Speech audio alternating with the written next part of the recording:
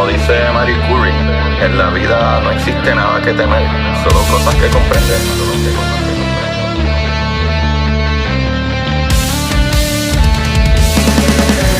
Recuerden, corillo, buscar la manera de aprender que más le divierta.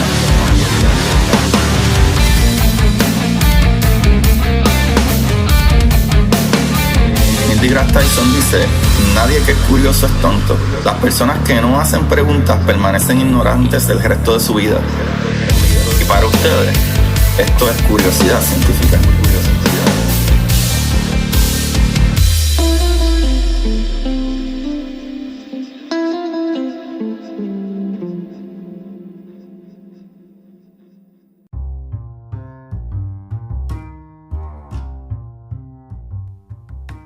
Buenas, corillo de curiosidad científica. Espero que todo el mundo se esté manteniendo safe, ¿verdad? Que estén seguros y sigan las medidas necesarias por su salud.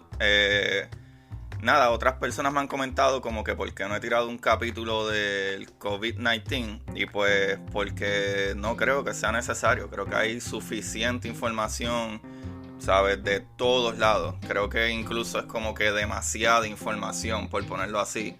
Y nada, yo no tengo ¿verdad? la experiencia ni el profesionalismo en el tema suficiente como para arriesgarme y decir algo que podría ser dañino para todos. Pero anyway, bienvenido a todo el mundo, ¿verdad? Y especialmente a todos esos que me están escuchando por primera vez. Bienvenidos a Curiosidad Científica Podcast. Yo soy su host, Agustín Valenzuela. Y pues saben que pues trayéndoles las maravillas del universo. Recuérdense también seguirme en Curiosidad Científica Podcast en Instagram, pues para que se enteren de todas esas otras cositas maravillosas. En el día de hoy, corillo, quiero agradecerle también al corillo de PR Sin Filtro, que son, ¿sabes quién, papá? Son los que me ayudaron con ese intro. Y no solo eso, es que son la gama de podcast de PR Sin Filtro, que eso incluye el Pocket, que es un podcast financiero para que te ayuden y mejores, ¿verdad?, tus finanzas. También tenemos a Don Juan del Campo, que él es, ¿verdad?, búsquenlo en Instagram y todas las plataformas así, las redes sociales.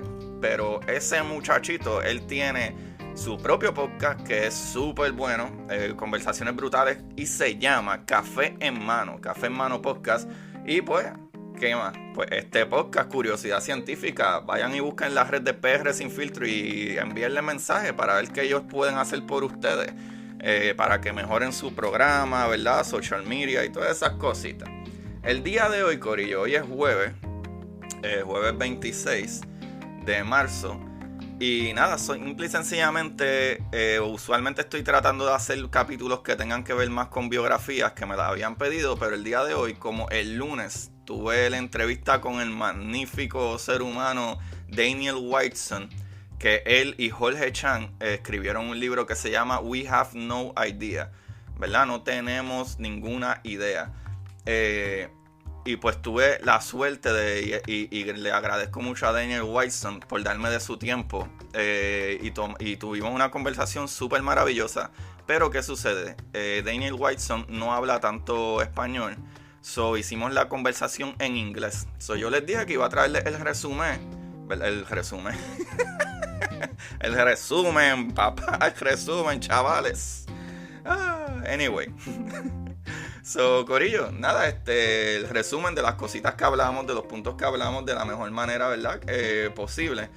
Pero para los que no saben, Daniel Whiteson es un profesor de física y astronomía. Y actually, él se especifica, ¿verdad?, es un físico de partículas. Y su trabajo es, ¿verdad?, chocar y romper y desbaratar y explotar partículas para ver qué hay más allá, ¿verdad?, de qué se compone nuestro universo. Y pues tengo aquí bastantes notas. Déjenme pasar un par de paginitas porque tengo bastantes notas al respecto, ¿sabe? Por ejemplo, ¿verdad?, resumiendo, vamos a comenzar, que yo le traje a él el punto de que en su libro él empieza hablando, ¿verdad?, de los bloques que construyen todo, ¿verdad?, desde lo más antiguo, que creíamos que, ¿verdad?, como que la tierra, el agua, el aire y fuego, ¿verdad?, como que de ahí ese era el conocimiento que teníamos de que era lo que permeaba todo el universo. Y de ahí se siguieron viendo como que hay cosas que tienen similitudes, ¿verdad? Como que aquellos que tienen 4 patas, estos que parecen que tienen hojas y son flores, aquellos que son como piedra y etcétera. Y de ahí se dieron cuenta que habían unos elementos, ¿verdad? Y cientos de miles de años después se empezó a crear la tabla periódica, que son cientos de elementos que son parte de todo lo que podemos ver y ¿verdad? Sucesivamente. Pero de ahí brincamos a la conversación de que sí, en un momento sabíamos de la tabla periódica y todavía el sol de hoy es algo que utilizamos un montón porque es parte de eso, pero mucho más allá, fuimos al punto de qué son realmente los bloques que construyen, ¿verdad? La materia y lo que nosotros conocemos, ¿sabe? De ahí, ¿verdad? En un punto pensamos, ¿verdad? Como en los 1920 por ahí, pensamos que ya teníamos todo resuelto. Ya conocemos qué es lo que hay en física, ya sabemos qué es la que hay. Pero nos dimos cuenta que estábamos, ¿verdad? Fallando en una que otra cosa, como que ven acá, ¿qué es lo que construyen estas cosas? ¿Qué es lo más abajo que hay? ¿Verdad? Incluso cosas más básicas y profundas y todas, ¿verdad? Hechas de estos mismos materiales. Y ahí empezamos a hablar de que nosotros descubrimos que no solamente de esa tabla periódica y cosas así, no solo de eso están construidos. Hay algo mucho más básico que eso. Y son cosas como electrones, neutrones y protones. Básicamente, electrones y quarks de arriba y quarks de abajo, todo lo que hay, tú, yo, el bizcocho de chocolate, ¿verdad? Todas esas cosas están hechas de las mismas 3 materiales: electrones y quarks up y quarks down, ¿sabes? Todo lo que tú conoces, ¿sabes? Está hecho de eso. La diferencia es de cómo están ordenados esas 3 cosas. Pero todo lo que podemos ver en el universo, todo, hasta el perrito tuyo, su uña, el celular, todo está hecho de esas 3 cosas nada más. De electrones y quarks de arriba y quarks de abajo, como básicamente. De ahí, él nos siguió explicando, ¿verdad? Pero el problema es que no solamente hay 3 partículas, hay mucho más partículas. Pero entre la conversación que yo y él tuvimos, trajimos el ejemplo de los muones y los tau. Que, ¿verdad? Básicamente los muones y los tau son como si fueran electrones, ¿sabes? Idénticos al electrón, pero son mucho más pesados. Él tomó, ¿verdad? De esa manera, él explicándonos mucho más, ¿verdad? El electrón que es el muón, básicamente son idénticos. Pero el muón tiene mucho más masa. Y no sabemos por qué. Pero son pistas para, ¿verdad?, seguir descubriendo maravillas. Y como ¿qué tal si los electrones, muón y tau están hechos de partículas más pequeñas todavía? No se sabe. Pero esos son, ¿verdad?, básicamente pistas que los científicos siguen para llegar a esas conclusiones. Ahí fue que yo traje la idea de que si los muones, ¿verdad?, simple y sencillamente son como los fotones que cargan la luz, ¿verdad? La diferencia es que esa luz puede viajar como rayos gamma, rayos X, microondas y etcétera, pero la diferencia es que uno tiene más energía que otros, pero siguen siendo fotones. O sea, yo le quise traer esa idea como que ¿qué tal si los muones no es otra cosa que nada? Como que no hay mucha diferencia. ¿Qué tal si son simple y sencillamente un electrón pero con más carga? Pues maravillosamente él me dijo que ¿verdad? Que tengo que dejar de fingir que no soy un físico, ¿verdad? Ya que estoy pensando en una buena idea. Y me dijo que si era posible, pero que no se sabe, ya que no actúa como un electrón, el muón, ¿sabes? Después de que en verdad me hizo sentir súper bien de que no tenía que fingir de que yo era un físico cuando lo soy, ya que estoy pensando en esas cosas y trayendo ideas y etcétera a la mesa. Me explicó que esa idea es súper interesante, ¿verdad? La que yo le di de que qué tal si los muones no es otra cosa como el mismo fotón, que es esa partícula que carga la luz. Lo que es que hay diferentes rangos de esa luz, unas con más energía y otras con menos. Y él me dijo que sí es muy buena idea, pero el problema es que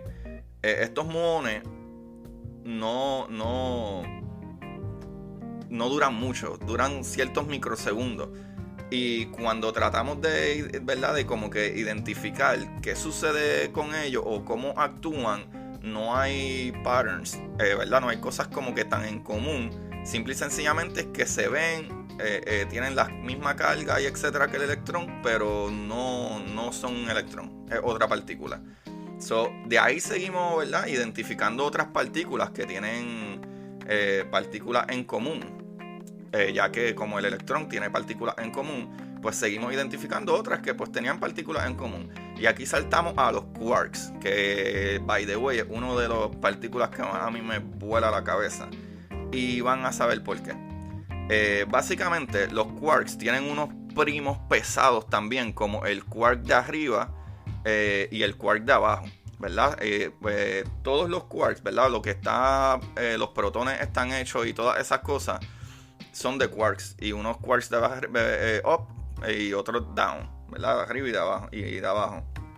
Pues, por ejemplo, el quark de arriba y el de abajo, ¿verdad? Los dos tienen estos primos pesados. Como el quark de arriba tiene su primo pesado, que se le llama el charm, ¿verdad? O el guapo, o ¿verdad? Charm en inglés. Y el de arriba, ¿sabes?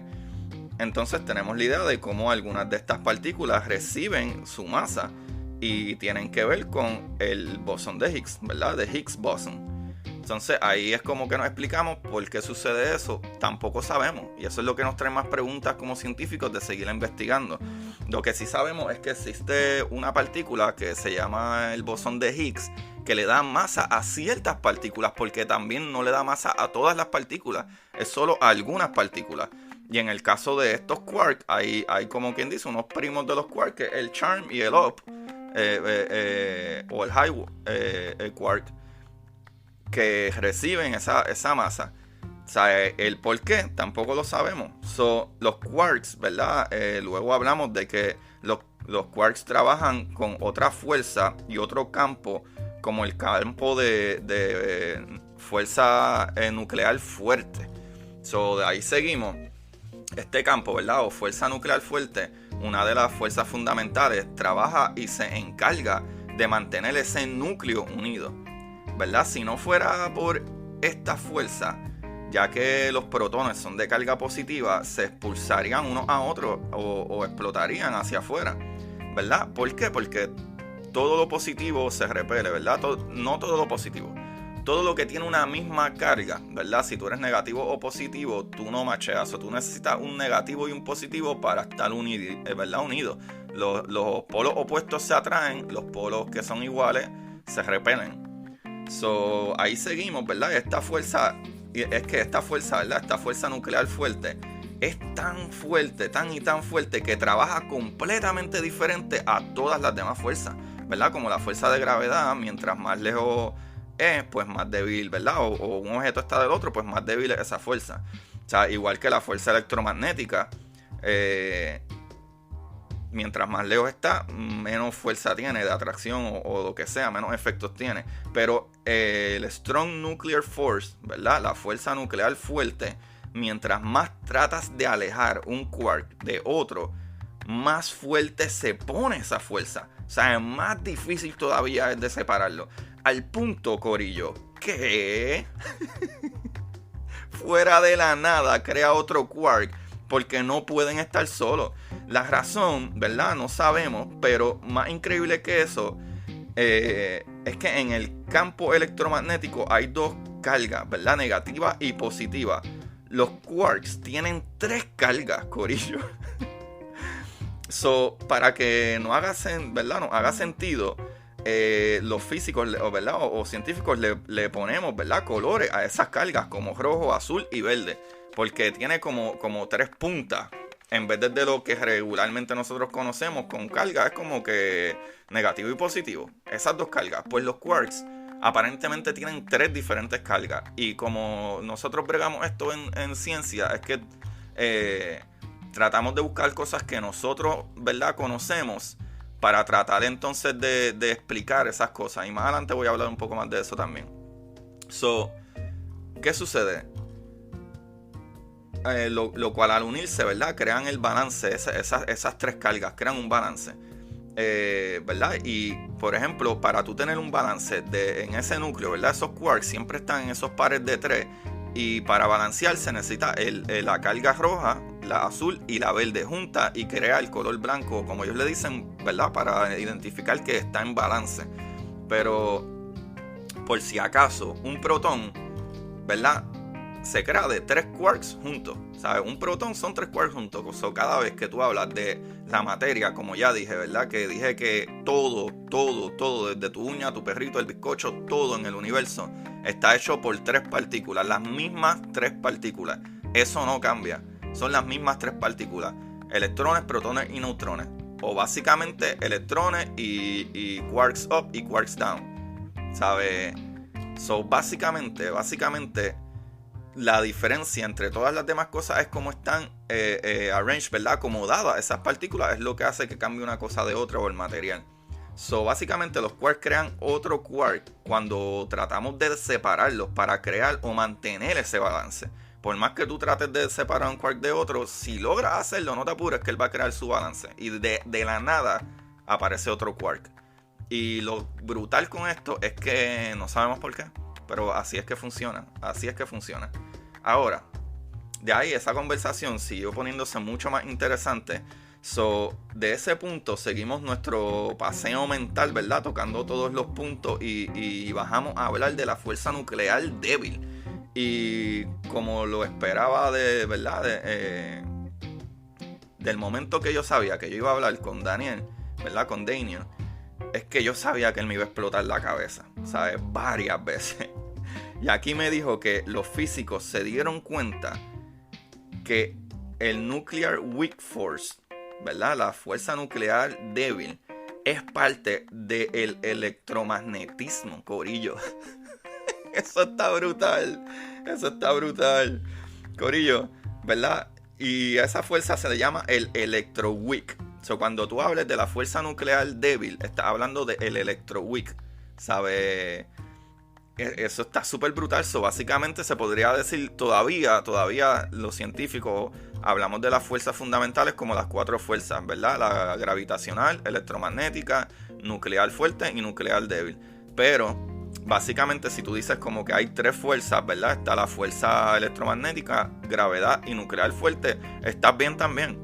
La diferencia es que cuando vayas a hablar de la fuerza nuclear débil, tú puedes decir electroweak, ya que es parte de la fuerza electromagnética también. Y eso a mí me voló la cabeza, eso me encanta. So, aparentemente, ¿verdad?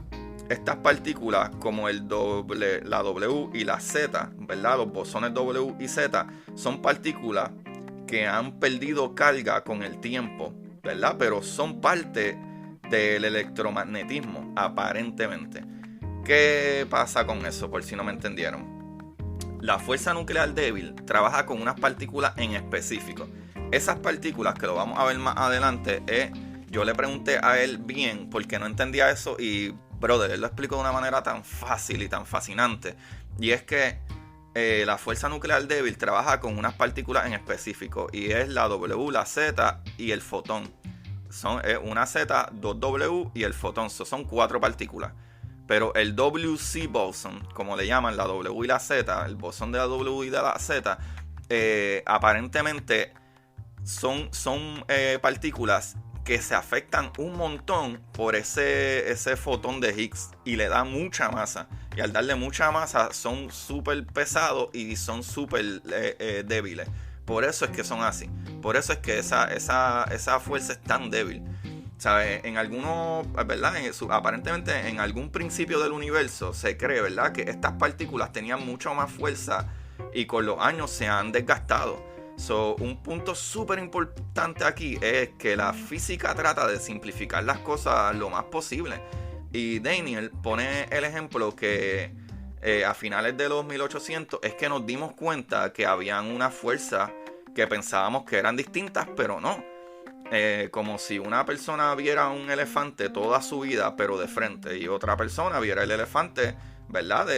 Por atrás solamente, toda su vida. Y cuando se dan cuenta, es como que, ok, si tú me estás hablando a mí del mismo, ¿verdad? El mismo animal, pero de tu punto de vista.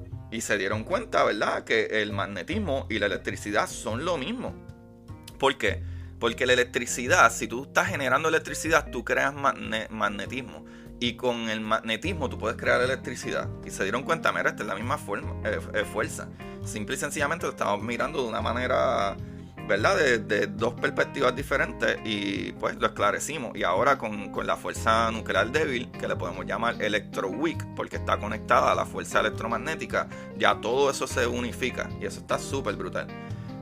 Básicamente, por ejemplo, el bosón Z es como un fotón, pero más pesado, se destruye más rápido, o sea, no va muy lejos ¿verdad?, por el peso, y se hace débil.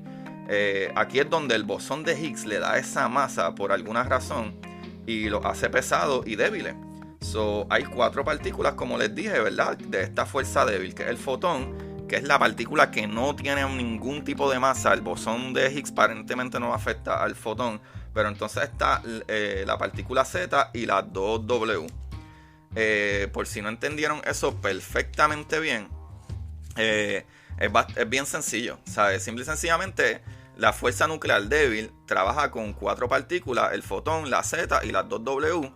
Y a la Z y las W, el bosón de Higgs, ¿verdad?, ese campo de Higgs le da masa y la hace más pesada, y por eso son más débiles. Que por alguna razón, ¿verdad?, uno de ellos no tiene masa, ¿sabes?, que es el fotón. Y por si acaso la gente que en otros capítulos no se ha enterado, el fotón, cuando yo hablo del fotón, hablo de la luz, de los rayos de luz que te llegan. El fotón es esa partícula que carga esa luz y carga toda esa energía, que son, ¿verdad?, rayos gamma, rayos X, ultravioleta, microondas, luz visible, radio, ¿verdad? Todo eso son toda la gama de luz que hay, toda esa radiación o fuerza electromagnética. Corillo, después de ahí brincamos y hablamos un poco de los neutrinos, ¿verdad? ¿Por qué hablé de los neutrinos? Pues los neutrinos son unas partículas bien raras. Y son bien raras porque es que no interactúan con nada, solamente con la fuerza nuclear débil. Pero la fuerza nuclear débil, para poder interactuar contigo, necesitas estar súper cerca, porque es súper débil, ¿verdad?, como se dice. Hablamos un poco de esos neutrinos, y él puso un ejemplo de cuán poco los neutrinos, ¿verdad?, que son parte de cuando hay una ¿verdad?, explosión nuclear. Por ejemplo, el Sol. Cada vez que el Sol explota y esos rayos de luz viajan a donde nosotros, lo primero que sale son, igual que el fotón, que esa carga, también salen los neutrinos, ¿sabes? Y él nos dio y nos dejó saber que, por ejemplo, si tú subes tu mano, miras tu mano y tú pudieras ver los neutrinos, ¿verdad?, por tu uña o por tu dedo, pasan más de 100 billones por cada segundo de neutrinos. Pero los neutrinos no interactúan con el campo electromagnético en lo absoluto. Solamente interactúan con la fuerza nuclear débil, y como la fuerza nuclear débil es tan débil y su corto rango, casi nunca los neutrinos se paran a mirar. Los neutrinos pueden atravesar miles de millas de hielo o acero sin ni siquiera mirar para el lado e interactuar con ninguna otra partícula. Y eso está súper brutal, ¿sabes? Para usar la fuerza débil tienes que estar súper cerca, como dije. Los neutrinos no interactúan casi con nada de eso. Algo que a mí me emocionó mucho fue hablar luego, ¿verdad?, que fuimos a los campos cuánticos. Esto incluye, ¿verdad?, las partículas.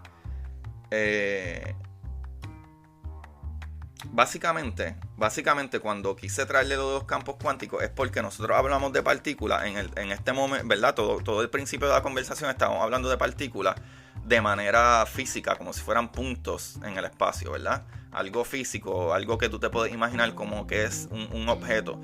Y yo le traje la explicación porque estaba leyendo el libro de Sean Carroll, de Something Deeply Hidden. Y en ese libro, ya casi al final del libro, tú empiezas a darte cuenta que Sean Carroll habla mucho de todas estas teorías de múltiples universos, lo cual no voy a llegar mucho allá, pero hay una manera en que las partículas viajan y es como si fueran olas, ¿verdad? Y le pregunté, porque explica mucho que básicamente la manera de ver las partículas o lo que sea es por sus campos. Y cada vez que tú ves una partícula no es otra cosa, ¿verdad?, que una reacción en ese campo, una ola, una punta, algo que reacciona.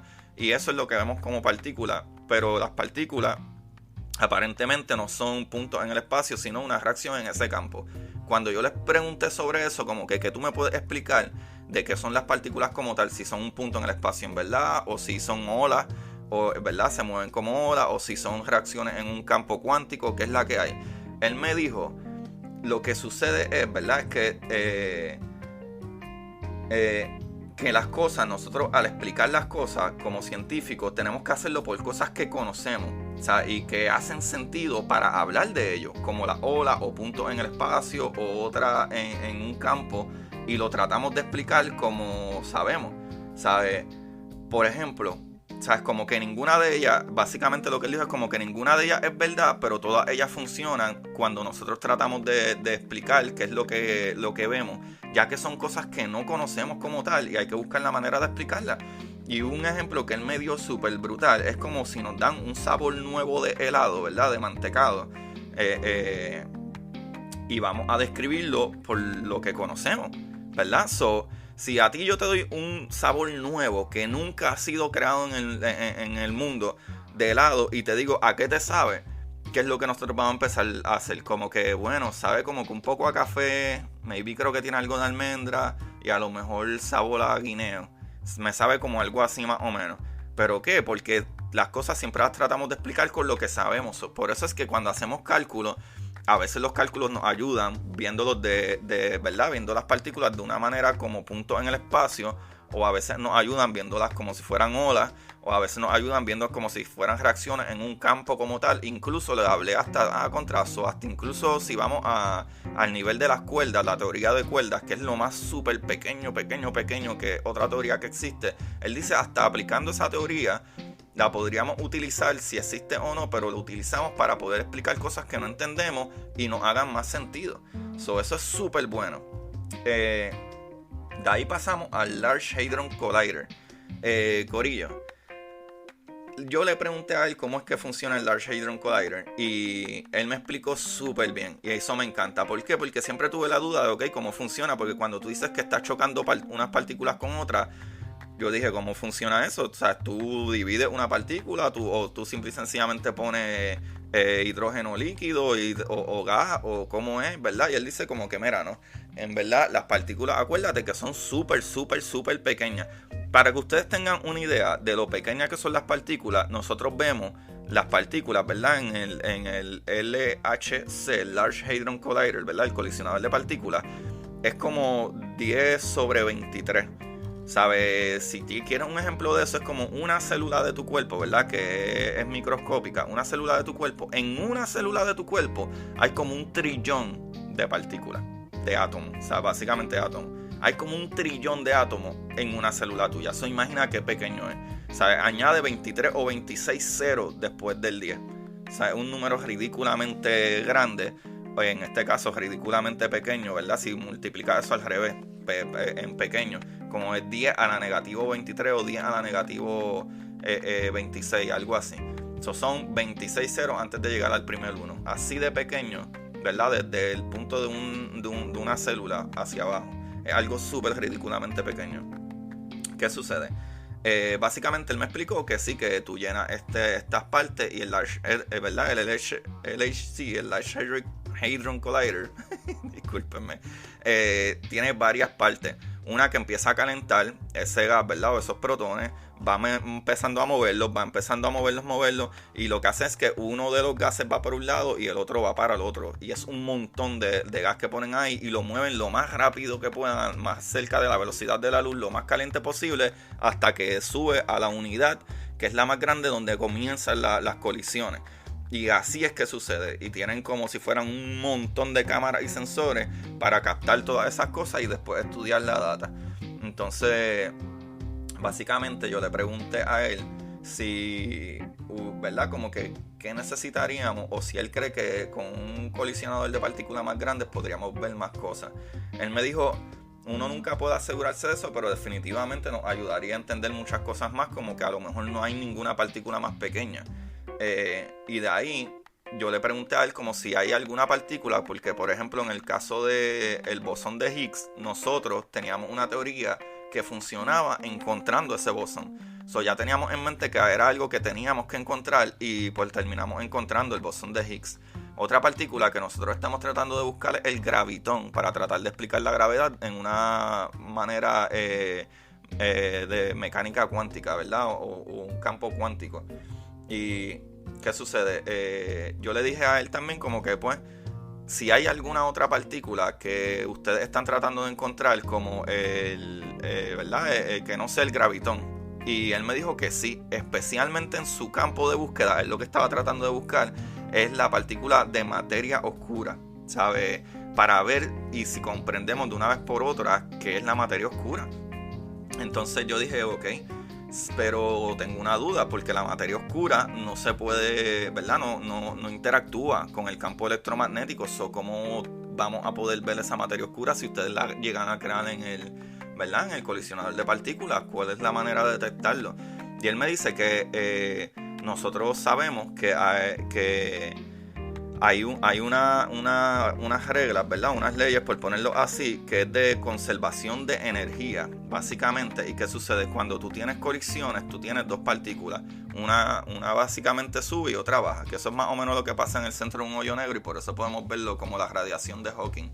Y podemos darnos cuenta que surgió alguna otra materia que debería de estar ahí si simple y sencillamente vemos una de las dos partículas que viajan. Si solamente podemos ver uno de los dos lados, entonces ¿dónde se fue el otro lado? Ahí podríamos, ¿verdad? Suponer como que haga contra, pues ahí debería haberse creado materia oscura del otro lado, ya que simple y sencillamente tenemos un solo outcome, ¿verdad? De una partícula en vez de ese balance que le gusta al universo. De ahí yo le hice esta última pregunta a él. Esa última pregunta que yo le hice a él fue como que, ok, ya que conocemos todas estas cuestiones en particular, hay algo que a mí siempre me da un problema brutal, y es que quiero entender a todo lo que da, ¿verdad? Escuchando a las diferentes personas y diferentes astrónomos, y siempre le hago esta misma pregunta. Y es que sabemos, ¿verdad? Que de acuerdo a la teoría de Einstein, el universo, ¿verdad? Lo que es la gravedad es la tela en el espacio. Y la gravedad es básicamente, ¿verdad? Cuando esa hundidura, ¿verdad? O ese hoyo que crea una masa grande encima de una tela. Pero ¿qué sucede? Hay teorías, ¿verdad? Y hay cosas que nosotros hemos aprendido que queremos cuantizar, ¿verdad? En mecánica cuántica, lo que es la gravedad. Y hay, por ejemplo, científicos que han logrado unir esas dos teorías, la teoría cuántica junto con la teoría de Einstein, y, ¿verdad? De la relatividad, y se unen de la mano. Pero mi pregunta fue, ¿qué sucede? ¿Por qué no podemos explicar entonces la gravedad dentro de los hoyos negros? La contestación que él me dio es que no sabemos por qué no podemos ver dentro de un hoyo negro. Pero de acuerdo a lo que sucede ahí, cómo ese hoyo negro rompe el fabric, ¿verdad? La tela del espacio, y y tiene toda esa fuerza gravitacional tan grande, no entendemos. Porque cuando se hacen los cálculos tratando de unir la relatividad de Einstein y los cálculos cuánticos, no hacen nada de sentido. Tira números de infinito y cosas así que no hacen nada de sentido. Por eso es que en todos los sitios del universo nosotros podemos explicar la gravedad en tanto como Einstein la explica, como ¿verdad? En mecánica cuántica y en manera cuántica. Pero al momento que tú tratas de explicar ¿verdad? La gravedad en un hoyo negro, todo se cae. O sea, no hace nada de sentido. Y está brutal, por eso es que a mí me fascina tanto esa pregunta, porque está brutal, porque en todo lo demás funciona. Cualquiera de las maneras que tú lo quieras poner. Que el universo es un universo cuántico, o que, ¿verdad? Ese universo cuántico se ata de la mano con la gravedad de Einstein. Y hace sentido en todo, pero a la que tratas de explicar qué sucede y por qué suceden las cosas que suceden en un hoyo negro, no sabemos, porque no sabemos qué está pasando allá adentro.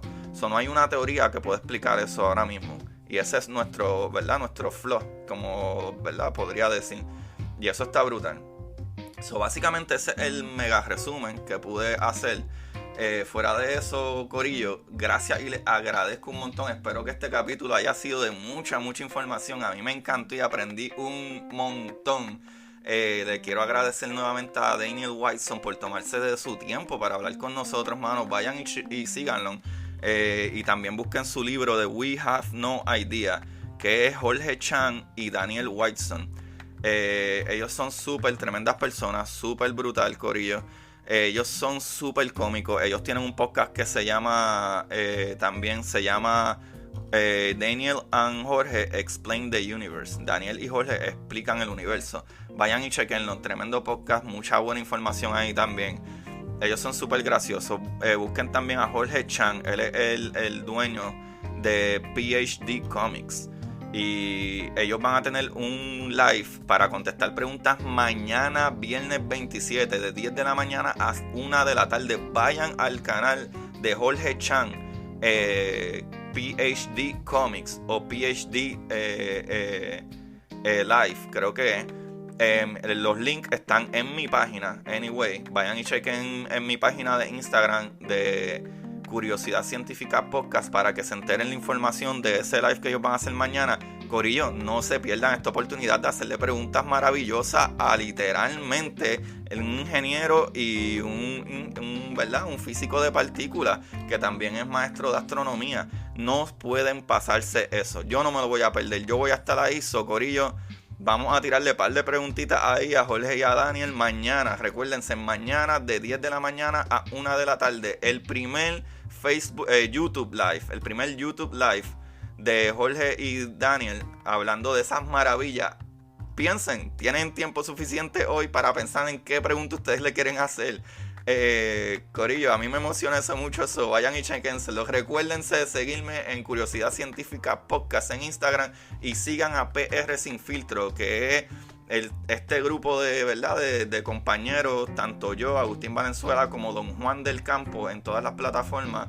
Y vayan y chequense en El Pocket y Café en Mano Podcast. Son los otros dos podcasts de nuestro grupo de podcast que estamos empezando.